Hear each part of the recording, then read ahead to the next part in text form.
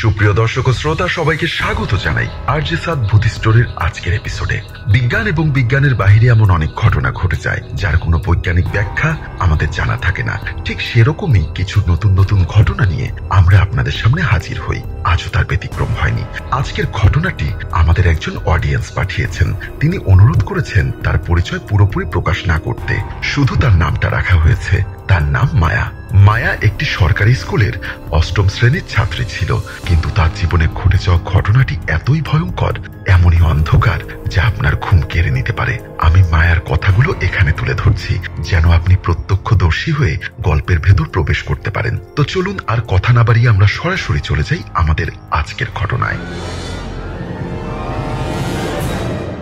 মায়া ঠিক যেভাবে ঘটনাটি পাঠিয়েছে আমি সেভাবেই পড়ার চেষ্টা করছি। আমি মায়া, এখন অষ্টম শ্রেণীর ছাত্রী। আমার জীবনটা খুবই সাধারণ ছিল। আমার বাবা মা, স্কুল বন্ধু সবই ঠিকঠাক, কিন্তু হঠাৎ একদিন আমার জীবনে অদ্ভুত কিছু ঘটনা ঘটতে শুরু করলো। স্কুল থেকে ফিরে আমি একা ঘরে ঢুকতাম, দরজা বন্ধ করে রাখতাম। মা একদিন লক্ষ্য করলো আমি আগের মতো আর হাসি আনন্দে নেই। আমার চোখে যেন একটা অদ্ভুত ছায়া বাসা বাঁধছে। আমি কথা বলতাম কম, আর বললেও অদ্ভুত স্বরে। মা, গতরাতে আমি একটি স্বপ্ন দেখেছি। আমি একবার কানে কানে বলেছিলাম, কিন্তু সেটা স্বপ্ন না, মনে হয় কেউ আমাকে ডাকছিল। একটা ভয়ানক কণ্ঠস্বর। মা বলল, তুমি কি অসুস্থ? আমি জানতাম না। অন্ধকার যখন চারিদিকে ঘিরে ফেলে তখন আমার মনে ভয় জাগতে শুরু করলো। কোনো এক রাতে আমি ঘুম থেকে উঠে হঠাৎ জেগে উঠলাম। ঘরের কোণে কিছু যেন চোখ রাখছে, মনে হচ্ছিল কেউ আমাকে দেখছে। আমি কাঁপছিলাম, কিন্তু আওয়াজ ছিল না। একদিন আমার মন খারাপ হতে লাগলো। স্কুলেও মনোযোগ হারালাম। বন্ধুদের সঙ্গে কথা বলতে পারছিলাম না। আমার হাতে কখনো কখনো কাটা চোটের মতো দাগও দেখা দিত। আমি জানতাম না তা কিভাবে হলো। একদিন সন্ধ্যায় আমি বাসায় ছিলাম একা। তখন একটা অদ্ভুত ঘটনা ঘটলো। দরজা নিজে থেকেই খোলার শব্দ, ঘরের বাতাস হঠাৎ বন্ধ হয়ে যাওয়া, আর একটা কণ্ঠস্বর যা আমাকে ডাকছিল। আমি ভয় পেয়ে এক কোণে সেলফোন নিয়ে বসে রইলাম। আমার হাত কাঁপছিল। তুমি কে? আমি কণ্ঠস্বরের সঙ্গে কথোপকথন শুরু করলাম, যদিও জানতাম উত্তর আসবে না। তবে হঠাৎ করে আমার ফোনে অদ্ভুত কিছু ছবি আসতে লাগলো। পুরনো ঘর, অন্ধকার মুখ, অচেনা স্থান। পরদিন আমি মাকে সব বললাম। মা ভয় পেয়ে গেলেন, কিন্তু বাবাকে বললাম না। বাবা ছিল কাজের জন্য অনেক দূরে। মা আমার পাশে ছিল, কিন্তু সেও বুঝতে পারছিল না এই ঘটনাটা কি। কিছুদিন পরে স্কুলে আমার এক সহপাঠী সাইফুল আমাকে বলল, তুই কি বদলে গেছিস? তোর চোখের ভেতর কিছু অদ্ভুত। আমি লজ্জা পেয়ে কিছু বললাম না। দিন বেয়ে অদ্ভুত ঘটনা বেড়ে চলল। রাতে ঘুমোতে পারলাম না। অদ্ভুত স্বপ্ন দেখতে লাগলাম। স্বপ্নে আমি দেখি একটা কালো ছায়া আমাকে ঘিরে ধরছে, আমাকে ধাক্কা দিচ্ছে, বলছে, আমাকে ডাকো, আমি আসবো। আমি রোজকার জীবনে ধীরে ধীরে নিজেকে হারাতে শুরু করলাম। আমার স্বাভাবিক জীবন এখন অদ্ভুত অন্ধকারে ঢেকে গেছে। এই অবস্থায় মা আমাকে একান্তে নিয়ে গিয়ে বলল, মায়া, আমি মনে করি আমাদের সাহায্য নিতে হবে। তোমার এই অবস্থার পেছনে কিছু আছে যা তোমার ক্ষমতার বাহিরে। আমি দ্বিধায় ছিলাম, কিন্তু শেষ পর্যন্ত রাজি হয়ে গেলাম। মা একজন আত্মবিশ্বাসী মানুষ। তিনি আমাদের গ্রামের এক বৃদ্ধার কাছে গিয়েছিলেন, যিনি বিশেষ কিছু জানেন বলে শোনা যায়। বৃদ্ধার ঘরে গিয়ে আমি প্রথমে অনেক দ্বিধায় ছিলাম, কিন্তু বৃদ্ধা আমার চোখের দিকে তাকিয়ে বললেন, তোমার সঙ্গে কিছু ভুল হয়েছে মায়া। এটা ব্ল্যাক ম্যাজিকের ছায়া। কেউ তোমার জীবনে বিষ বসিয়েছে। আমি তখন বুঝতে পারলাম আমার জীবনের অদ্ভুত ঘটনা একেবারে মায়ার ভয়ঙ্কর ছায়া নয়, বরং কালো জাদুর ছায়া। বৃদ্ধা আমাদের বললেন, এই জাদু থেকে মুক্তি পেতে হলে আমাদের এক বিশেষ প্রক্রিয়া করতে হবে, যা খুবই কঠিন এবং একমাত্র উপায়। আমি ভয় পাচ্ছিলাম, কিন্তু এর বাইরে কোনো উপায় ছিল না। আমার মুক্তির যাত্রাটা শুরু ছিল ধীরে ধীরে, কিন্তু প্রতিটি দিন যেন এক একটি নতুন অন্ধকারের দরজা খুলে দিচ্ছিল। আমি তখন স্কুলে পড়তাম, অষ্টম শ্রেণী। পড়াশোনায় ভালো ছিলাম না, কিন্তু মায়ের প্রতি আমার ভালোবাসাটা ছিল অনন্য। মা ইমা বেগম সবসময় আমার পাশে দাঁড়াতেন, যতই জীবন কঠিন হোক। আমার বাবাও ছিলেন সংসারের দায়িত্বে ব্যস্ত, তবে মা ওরকম একজন মায়ের মতো ছিলেন না, যিনি প্রতিদিনের ছোটখাটো ব্যাপারে খুব একটা কিছু বলতে চান। তিনি সবসময় চুপচাপ থেকে সংসার সামলাতেন। কিন্তু হঠাৎ করেই আমাদের জীবনে এসে উপস্থিত হলো এক অদ্ভুত ঘটনা, যা আমার পরিবারের সবাইকে হিম করে দিয়েছিল। প্রথমবার যখন আমি বুঝতে পারলাম কিছু একটা ভুল হয়েছে, সেটা ছিল এক বিকেলের কথা। স্কুল থেকে ফিরে বাসায় ঢুকলাম, দরজা নিজে থেকেই বন্ধ হয়ে গেল। আমি তখনও এতটুকু ভেবে ওঠার আগেই এক অদ্ভুত ঠান্ডা হাওয়া ঘরটা ঘিরে ফেললো। আমার গায়ে কাটা দিয়ে গেল, কিন্তু আশেপাশে কেউ ছিল না। আমার বুক ধুকপুক করতে লাগলো, মনে হচ্ছিল কেউ আমার কণ্ঠস্বর শুনতে চাইছে, ডাকছে, মা মা। আমি ডাকলাম, কিন্তু কেউ সাড়া দিল না। আমার মা তখন রান্নাঘরে ছিলেন, কিন্তু দূরে। আমি দরজা আরেকবার ধাক্কা দিয়ে খুললাম, তখনই লক্ষ্য করলাম দরজার নিচ থেকে অদ্ভুত এক কালো ছায়া যেন ধীরে ধীরে এগিয়ে আসছে। আমি তাকালাম, হৃদয়টা যেন জমাট বাঁধলো। আমি তখনই বুঝতে পারলাম এ কোনো সাধারণ ঘটনা নয়। দিন দিন পরিস্থিতি খারাপ হতে লাগলো। আমি স্কুলে যেতে ভয় পেতে লাগলাম, রাতের ঘুম কেটে যাচ্ছে না। অদ্ভুত স্বপ্ন দেখছি বারবার, যেখানে কেউ আমাকে ডাকছে আর আমি পালাতে চাইছি। আমার মা একদিন বসলেন আমার সাথে, চোখে জোরালো জল। মায়া, কিছু বলো, তুমি কি ঠিক আছো?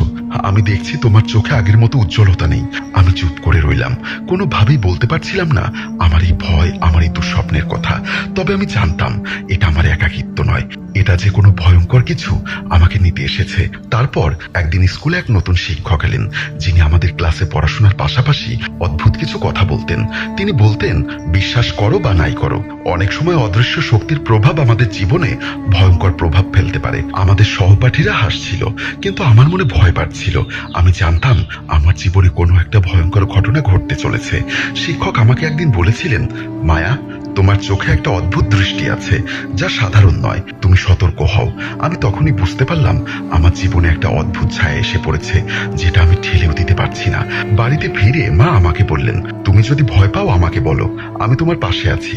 কিন্তু আমি বুঝতে পারছিলাম বিষয়টা অত সহজ নয়। আমার মন বলছিল এই ভয় শুধু আমার নয়, আমার পরিবারের সাথেও জড়িত। একদিন রাতে আমি ঘুমের মধ্যে অদ্ভুত এক ডাক শুনলাম, মায়া মায়া, আমি তোমার পাশে আছি। আমি চোখ খুললাম, ঘরটা নিস্তব্ধ, কিন্তু বাতাসের মতো একটা ঠান্ডা স্পর্শ ছিল আমার গায়ে। আমি ঘর থেকে বের হয়ে মায়ের কাছে গেলাম। মা বললেন, তুমি কি স্বপ্ন দেখেছো মায়া? আমি জানতাম এটা স্বপ্ন নয়, এটা কোনো অন্য জগৎ থেকে আসা ডাক। তারপর থেকে আমার জীবনে ঘটতে লাগলো অবর্ণনীয় ঘটনা। অন্ধকার কোণে অদ্ভুত ছায়া নাচতে লাগলো। আমার নিজের প্রতিফলন দেখে ভয় পেতে লাগলাম। আমার ছোট ছোট বস্তুর অদ্ভুত পরিবর্তন হচ্ছিল নিজের অজান্তে। আমার বন্ধুদের সাথে দেখা করতে গেলেও মনে হচ্ছিল কেউ আমার সঙ্গে আছে। সবাই আমাকে অদ্ভুত চোখে দেখে। স্কুলের শিক্ষকরা আমাকে নিয়ে গুঞ্জন শুরু করলো। তারা বলল, মায়া আজকাল খুব অন্যরকম আচরণ করছে। আমি ভীত হয়ে ঘরে ফিরে এলাম। আমি জানতাম আমার কাছে আর কোনো সাহায্য নেই। তখন এক রাতে আমি এক অদ্ভুত পুরনো বই পেয়েছিলাম, যা আমার মা হঠাৎ করেই আমার কাছে নিয়ে এলেন। বইটার নাম ছিল অদৃশ্য শক্তির রহস্য। মা বললেন, মায়া, আমি এই বইটা পেয়েছি, হয়তো তোমার জন্য উপকারে আসবে। আমি বইটা হাতে নিয়ে পড়তে শুরু করলাম। সেখানে লেখা ছিল কিভাবে অন্ধকার শক্তি আমাদের জীবনকে ধ্বংস করতে পারে। আমি বুঝলাম আমার জীবন যে শুধু দুঃস্বপ্ন নয়, এটা এক ধরনের ব্ল্যাক ম্যাজিকের ছায়া। আমি বই থেকে শিখলাম কিছু প্রাচীন মন্ত্র ও পদ্ধতি, যাতে আমি নিজেকে এই অন্ধকার থেকে মুক্ত করতে পারি। কিন্তু সেটা করা অত সহজ ছিল না। আমি রাতে একাকী বসে মন্ত্রপাঠ করতে শুরু করলাম। একদিন রাতে ঘুমের মধ্যে আমি আবার সেই কণ্ঠস্বর শুনতে পেলাম, মায়া, আমাকে ডাকো, আমি আসবো। আমি বুঝলাম এটা সময়। আমি আমার সমস্ত সাহস জোগাড় করলাম, মন্ত্রপাঠ শুরু করলাম। ঘরটা ঝিমঝিম করে উঠল, বাতাসের গতি বেড়ে গেল। আমি জানতাম আমি যুদ্ধে নেমেছি। আমি এই যুদ্ধে হারলে আমার জীবন শেষ। আমি জানতাম এই যুদ্ধে আমার জয় হতে হবে। বাকি গল্পটি আমি একটু একটু করে আপনাদের বলবো। আমি তখন বুঝতে পারছিলাম আমার জীবন শুধু এরকম ভয়ঙ্কর স্বপ্ন নয়, বরং একটা কুয়াশাচ্ছন্ন দুনিয়া, যেখানে প্রতিটা পদক্ষেপে আমাকে ধরা দেয় অদ্ভুত ছায়ারা। রাতের অন্ধকার যখন সবচেয়ে গা ছমছমে, তখন ঘরের চারিপাশে একটা অদ্ভুত শব্দ গুঞ্জরিত হতে থাকে, যেন কেউ আমার নাম ধরে ডাকে। কিন্তু আমি তাকালে সেখানে কেউ থাকে না। একদিন রাতে আমার চোখ খুলতেই দেখলাম আমার ঘরের দরজা নিজে থেকেই ধীরে ধীরে খুলছে। বাতাসও ছিল না, তবুও দরজাটা আরেকবার খোলার শব্দ করলো। আমি ভয় কান্না করতে লাগলাম, কিন্তু সেই সঙ্গে একরকম অদ্ভুত শক্তি আমাকে বলেছিল, ভয় পেও না, আমি তোমার পাশে আছি। কিন্তু আমি জানতাম এটা কোনো শক্তির বার্তা নয়। আমার চারিপাশের ছায়ারা দিন দিন আরো জোরালো হয়ে উঠল। তারা যেন আমাকে পর্যবেক্ষণ করছে, প্রতিটি শব্দের গোপনীয়তা ধরে ফেলছে। আমি রাতে ঘুমোতে পারতাম না। আমার শরীর জোরে জোরে কাঁপতে লাগলো।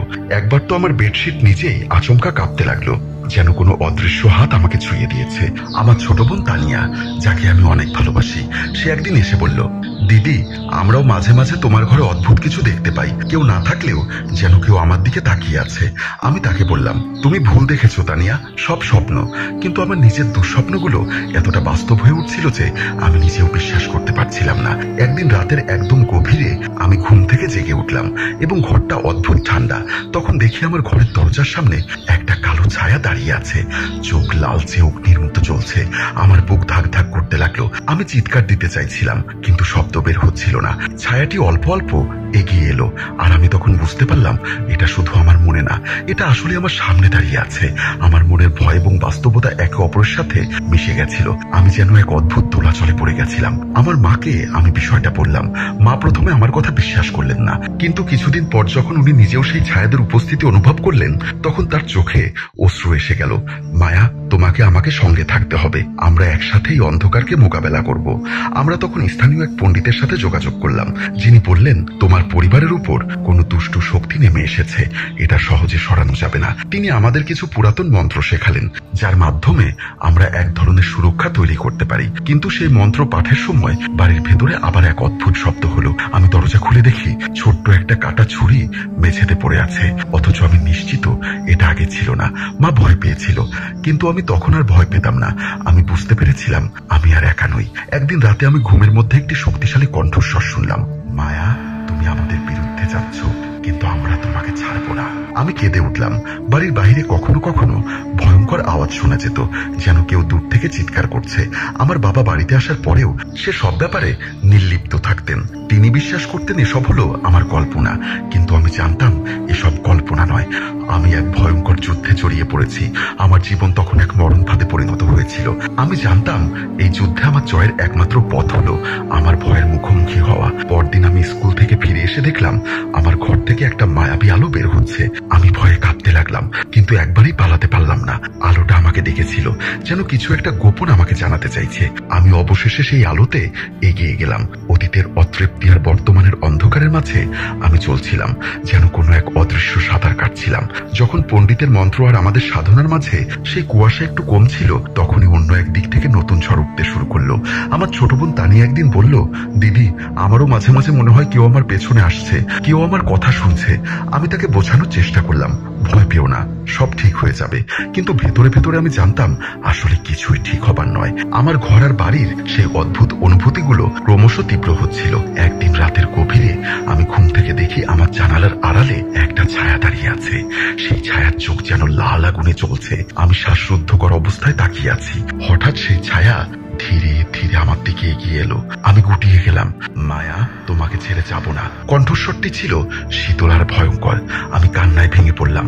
পরদিন সকালে মা বলল, তোমাকে বাইরে নিয়ে যেতে হবে, এখানে থাকা নিরাপদ নয়। আমাদের পণ্ডিত সাহেব বলেছিলেন অন্য জায়গায় গেলে তোমার উপর থেকে শক্তি কিছুটা দূর হবে। আমরা তখন শহরের এক অচেনা আত্মীয়ের বাড়িতে গেলাম, কিন্তু সেই রাতেই নতুন বাড়িতেও আমি সেই ছায়াদের উপস্থিতি অনুভব করলাম। এক রাতে আমি স্বপ্ন দেখলাম এক অন্ধকার গহ্বরে আটকে আছি। সেখানে ভাসছিল অনেক ছায়া, যারা আমাকে ডেকে নিয়ে যেতে চেয়েছিল। আমি ছুটতে লাগলাম, কিন্তু আমার পায়ে মাটি আটকে আছে। ভয় আমার পুরো শরীরে ছড়িয়ে পড়ল। আমি বুঝলাম এটি আর স্বপ্ন নয়, এটি আমার জীবনের এক বাস্তবতা। পরদিন আমার বাবা ফোন করলো, মায়া, সব ঠিক আছে তো?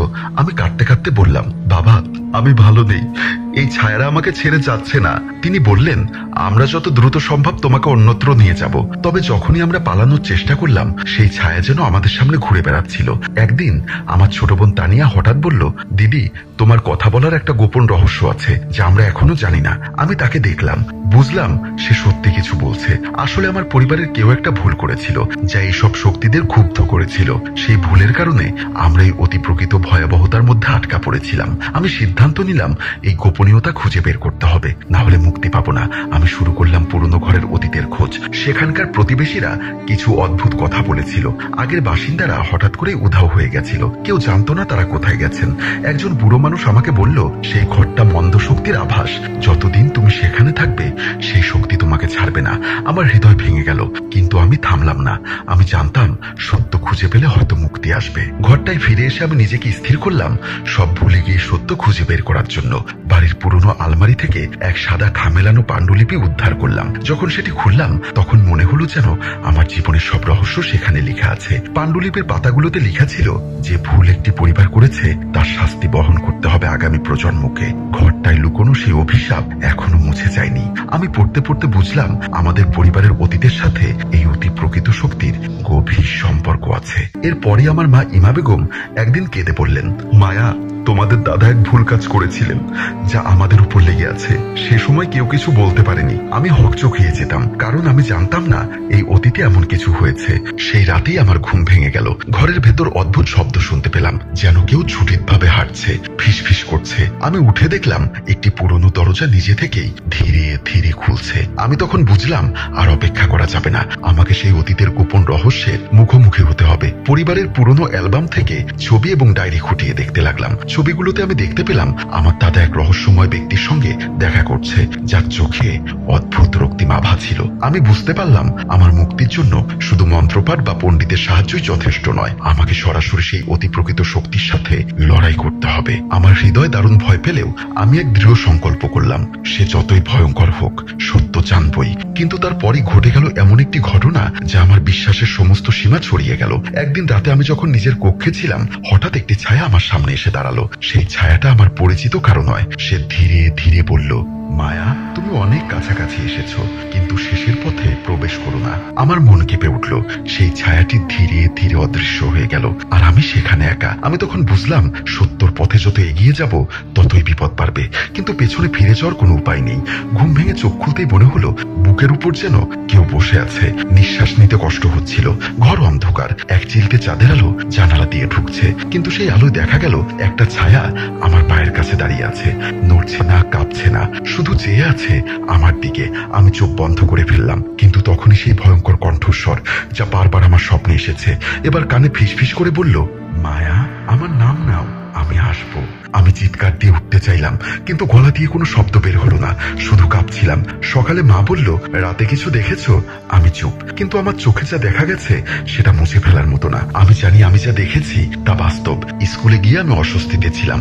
সাইফুল পাশে এসে বলল, তুই ঠিক আছিস? তোর চোখে যেন একটা অদ্ভুত ঘন কালো ছায়া। আমি বললাম না কিছুই, কিন্তু অনুভব করলাম সেই ছায়া শুধু আমার সাথেই থাকছে না, অন্যরাও সেটা বুঝতে পারছে।